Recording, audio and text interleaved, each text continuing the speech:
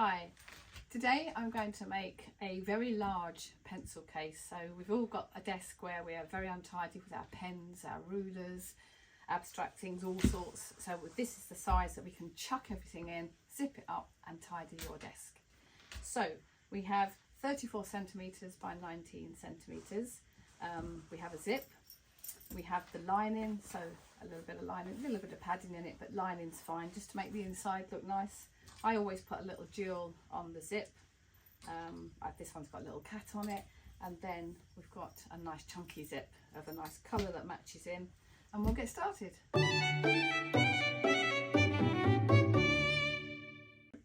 So the first process is I've got a little pot of all these little clips. So you put your face facing up the right side of the fabric to your lining, and if you've got pins and you haven't got clips, that's fine. You can get these little clips online. They're like little tiny pegs and they're perfect without stabbing your fingers all the time. And it literally just clips everything in place. And then after that, I'll show you why we're doing this. So, and you'll literally go all the way around each of them. So now we've pegged all the way around, or pinned. In some cases you might just have pins. You can see now the two bits of fabric together are pinned, or in my case pegged, and that keeps them secure. And then what we're going to do, because this is quite a woolly fabric, we're actually going to machine on the very edge while it's pegged all the way around the edges before we actually overlock or zigzag it if you have a zigzag machine. I have a professional overlocker, so by holding it in place with a row of stitching all the way around, and literally all the way around, holds the two fabrics together to get rid of these pegs. So I've taken all the pegs off now after machining all the way around.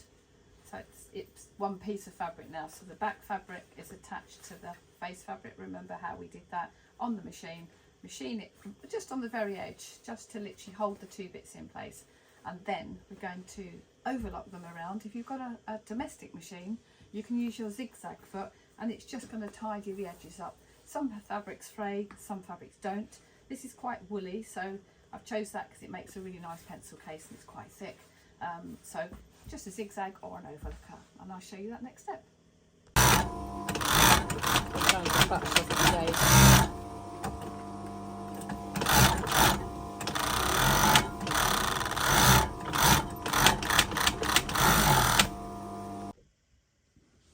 So I've just come back from my overlocker, or if you've got your zigzag, and I've actually overlocked all the way around. So my two fabrics now are connected.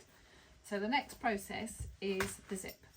So what we do, face of the zip facing up, so the one with the zipper foot facing up, turn it over and lay it flat on the edge of your fabric. And then you're literally going to secure that with your little pegs all the way down that edge, just so that when you get it to the machine, it's in place and it's not rocking all over the place, basically, because it makes it more difficult for you. And then when you've done that side, make sure that when you lay your fabric here, you're matching your fabric. So there's the lines of my fabric. If I turn it that way, it's not going to match up, and that will look quite awful. So because it's that way, like that, what we're going to do is then turn that over and then turn it around, and then you're actually then going to edge that up to there so that we're actually square before you start to lay flat your zip, and then peg. So it's just literally lining up the sides of your fabric, and just peg all the way along like we did this side, making sure the zip stays along flat on that side. You don't go too over the edges, you want to go edge to edge with the zip onto the fabric. And I'll hold it up when I show you when it's done, just so you can see the process of what we want to achieve. So I've pegged both of those in place. If I then turn that over, you'll see how my pattern runs and how the zip is going to look when it's machined together. So I've got the two wider points here, the narrower points to the outside. If you get it wrong, it doesn't matter, you've got a front and a back, but I'm quite I like things level, so the pattern's designed that way. It's like having a dress with a pattern that runs off on the side seams, it looks awful. So that's what we're going to do. Turn it back over, We're then going to put that on the machine and we're going to go down each side of the machines. So what we're going to do now is I'm going to change my standard foot, my everyday foot, and I'm going to replace it with the zipper foot, which is this one. Put it on there, fiddly little thing, that's it, screw it back up and just give it a little tighten there. Put that over there. So as we're now at the machine and we have our clamps all in place, our little clips, so we're now going to turn it over, undo the zip a little bit because we don't want to get that out of the way just while we first start, so that we can actually reveal what we're doing here. And then you put it on edge to edge as we've clamped it with the little clips, and just run backwards and forwards, and then as you go along, carefully take your little clamps away. Get to a certain part where we are now, a quarter of the way through, and what I'm going to do now is lift the actual foot up and just close that zip. You'll see why in a minute. That's it, so I've closed the zip down. So what I can do now, I've got full vision all the way along without that zipper piece there. That's out of my way now. It just helps you to just move things away without that main zip part in the way. Just carefully run along down that side. Mind your fingers, lifting those clamps out of the way, and just running the zipper foot along the side of the zip.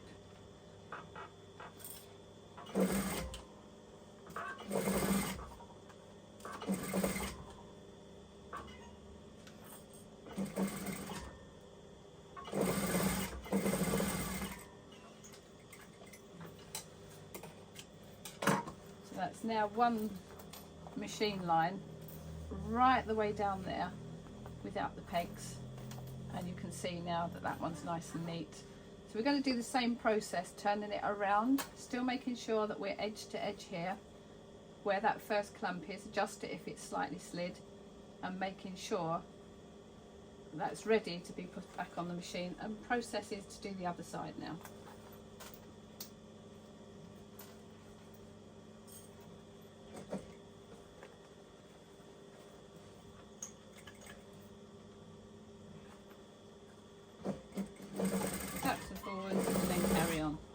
Removing your peg, same process as before. And this time the zipper is closed to this end. We can leave that closed until we get almost to the end.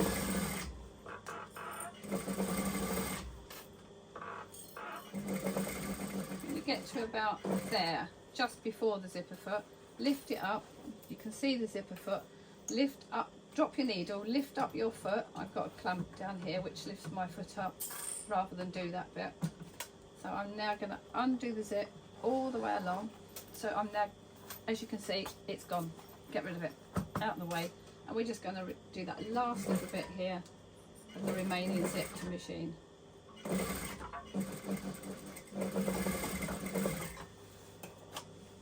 And there, we'll close the zip up.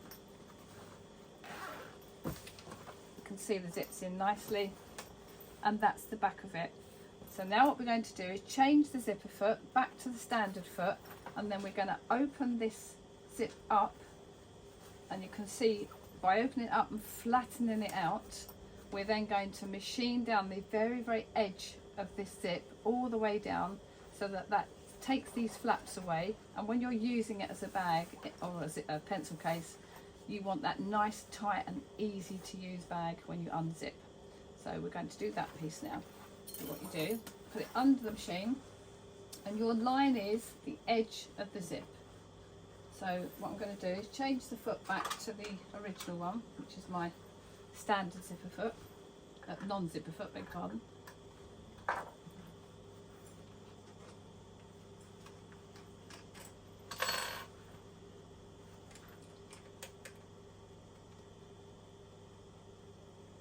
Just tighten it up. Make sure it's all nice and tight. So flatten it out, and it's just literally, now you've got the proper zip on, the proper foot on, it's clamping both sides, and it gives you more leverage to flatten in that fabric. And you're running along very, very edge of the zip to make it nice and neat. So go slowly if you're not confident, but you're just pushing and prodding with your fingers to keep it flat, moving the fabrics away, and just going along that edge. Don't catch your fingers. There's a saying, you're not a professional until you've actually at some point in your life caught your fingers under the machine. Touch wood, I haven't done it yet. So I've opened the zip there.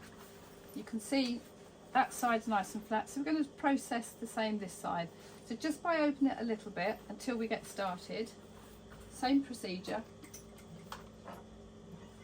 Only this time you get so far there, just in case you don't run over this edge of this zipper, because sometimes it goes that side and you'll smash your needle. So we're going to close the zip up so it's now out of the way, and we've got the whole freedom to go down this edge here, the same as we did the other side. It's just making sure the little edge of the zip thing is out of the way, to have little sneaky ideas of getting under your foot. That's it. So there we have, nice, neat and tidy. And now we clip with the scissors, take off that edge there. Don't worry if you're slightly out on the fabric, because fabrics do shift, and I'll show you how that shifted a little bit. It shifted a little bit, so the top bit here is a little bit down. That's not a problem. All fabrics move and have their own way of adjusting themselves. And then back to this end, tidy all your cottons up. And again, hold it up and just tidy. There you go. So we're ready for the next step.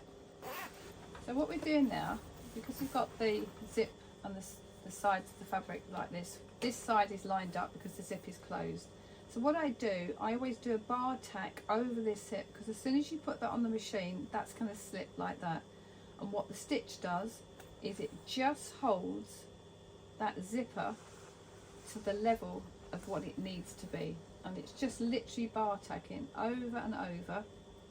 It's quite tough, nice strong cotton, and as you can see, it's now stopping that from shifting down, because as soon as I put my foot on there to go backwards and forwards, we need that zip to be absolutely spot on and level. So a couple of in and outs like that. It's only just to hold it. Cut it off,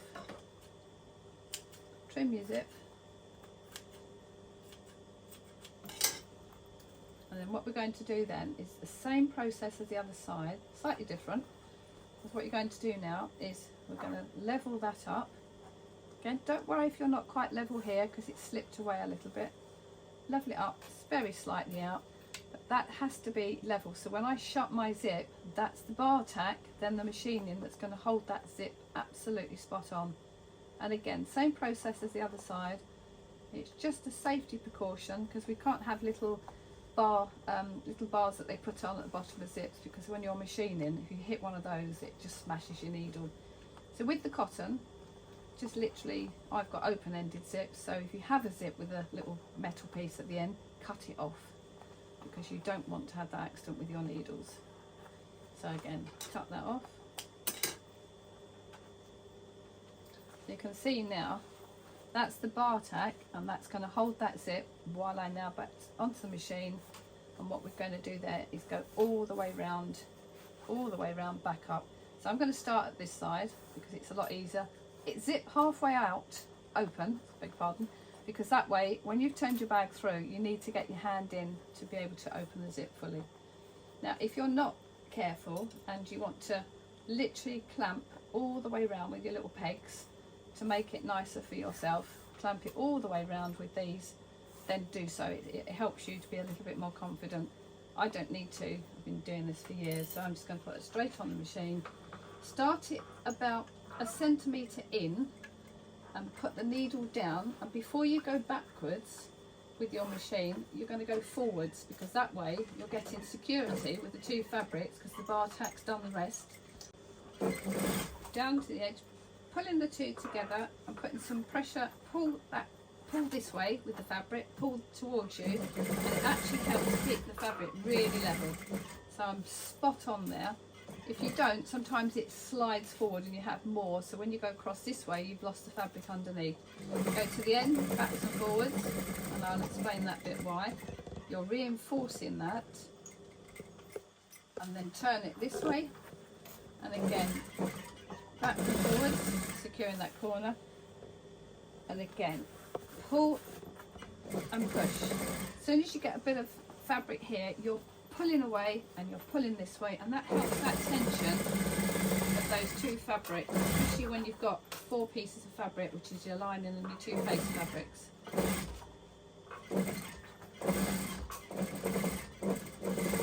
Backwards, forwards, backwards, forwards on the corners, and again, because we bar tack this, I'm now pulling. I'm nice and level. If I didn't have that together like that, it loses itself and you won't be aligned. So you're pulling, get to almost to your zipper and help it through, and then very gently in, back, forwards, back, forwards. It doesn't matter if you don't go backwards and forwards that many times, because don't forget I've got my bar tack. So what my bar tack does is it holds that beautifully, and you can see how level it is. But that's secure with the bar tack, and then your machining is an add-on. So then what you're doing is you're going to tidy that zip off like that, cut it, because we're going to turn it through. And don't forget any loose covers, cottons, because I've secured it, the zip is absolutely secure. And across your corner, because we've reinforced backwards and forwards, I can now cut that corner way off, cut it off, get it out the way, because when we turn through, we need that to be non-bulky. And you go quite close, because you know cottons and fabrics, they're quite secure. Tidy up your cottons at this end, and again what we want to do is tidy this bit here, because it's going to be turned through, so we want to get rid of all that bulk. Again, don't forget we've bar tacked it, and so it's secure. So then open your zip. So now, because you've left that zip open here, you can get your hand in and open it all the way. You then go to the very end of where your corner is, put your finger right in as tight as you can, thumb and nail right through, and push. And I've got a nice sharp corner. That's one. Turn it that way to the other end. Finger right in, so this finger goes right in as far as you can push. Thumbnail, push in and keep pushing. If you want, you can use a little screwdriver or a little point, but be careful you don't pierce the fabric and go right through, because many people do that, and then it's ruined your bag. So then you're pushing it all the way through. With the zip end at this end, which is where the zip is, the end part with the nozzle, you're now going to get this piece here, and you're pushing, again with this finger, you're pushing it right out, put the other finger in, and what you're getting is that nicely pushed out. There you go, no, it's popped out, look. And then time you get to that end, put your fingers back in, and then just go along that seam, so you're pushing your hands right in to flatten and secure it. You don't need to iron it, but you can see where the line of my fabric or my pattern is now flat. We've popped the zip out of this end, we're closing it off, but because we've got this little bit here where the zip is inside, what we're going to do is push that in, squeeze tight, and then the same colour thread that I did the bar tacking in, we're going to bar tack across here, because you can't get your little metal clips in that have the zips at the very end, and they're quite sharp and come undone. So this end here, we're going to do the bar tack. I find these little thimbles, I think they're post office thimbles, but they use them for sewing. It's better to use a rubber one, because it's so flexible, you still maintain the feeling of your finger. But what happens is, or your thumb, sorry, you grip here. Without that, I find it really difficult to grip and pull with the cotton. So where we are here, as I explained here, you want to close this bit off here, because what you don't want to be looking at is this nasty little end of the zip. So by pinching and putting that needle in there to the outside, and then we're doing a bar tack like we've done in the bag before. So again, make sure that your cotton is over the top,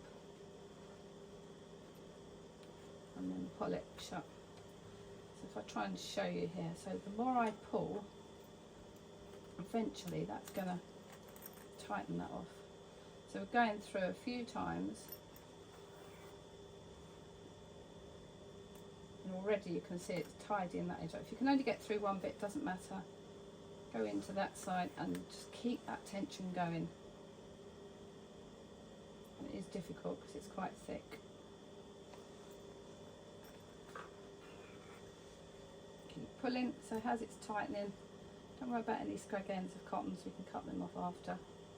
But as you can see, it's quite hard. And go probably a good 7 or 8 times, because that is your end of your zip, which we want very, very secure.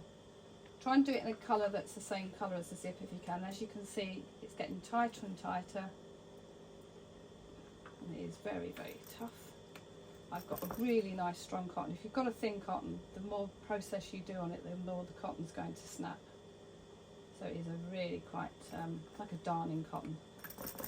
Give it a pull, cut it off, tidy the cotton up, little scrag ends, and there you have your bar tack. So now I can close my zip and it's completely secure, and there's your finished bag. So here we are back at the bench. I've decided to put actually a little blingy butterfly on there, onto the little zipper end. I think you can put anything on there, you can leave something off. I think that looks quite classy, and I'm going to show you now all what we can get in this bag.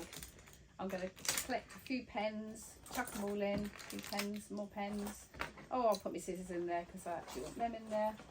My snippers. I can put a hammer in there. Oh, I can put my glasses in there. Hey ho, I can get loads more in there. Look at that. It's quite heavy. I can get all sorts. Have you got an untidy desk? Chuck it all in. Make a nice big bag and enjoy. So as you can see, this is the size we've made today. Do remember, they are limited edition because there's only a certain amount of the recycled fabric that makes these bags. They won't all be the same sizes. There'll be different shapes, different formats. But if you want one of these, go onto the Etsy shop and you'll find these on Funky by Linda. And do please subscribe to my channel and like my pages. And I hope you enjoyed today, and there'll be many more videos like this. So please join us, and I look forward to it.